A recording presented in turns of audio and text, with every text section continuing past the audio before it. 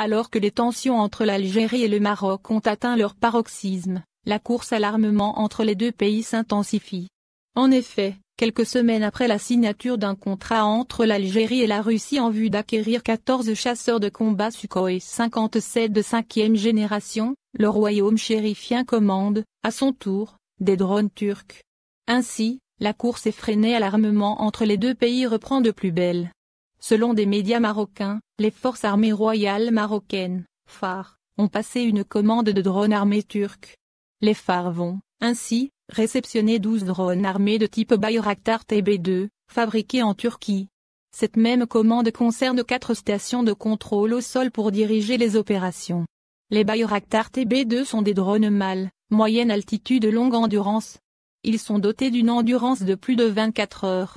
Selon les mêmes médias, ces acquisitions ont pour objectif de renforcer la capacité de l'armée marocaine qui doit faire face aux forces du Polisario ainsi qu'à l'armée algérienne. Elles interviennent sur fond de conflit entre l'Algérie et le Maroc autour de la question du Sahara occidental. L'armée algérienne devance celle du Maroc. Il faut dire que sur le plan de puissance, l'armée algérienne devance celle du Maroc. En effet, dans sa dernière édition de 2020, le site américain spécialisé dans les questions de défense a classé l'armée algérienne à la 28e place mondiale et en 2e position en Afrique, derrière l'Égypte qui occupe, quant à elle, le 10e rang mondial. Au niveau maghrébin, l'Algérie, avec un score de 0.4659, celui le plus proche de 0 étant le meilleur, a préservé sa première place. Elle est suivie par le Maroc, 56e, la Libye, 80e, la Tunisie, 81e, et enfin la Mauritanie, 124e.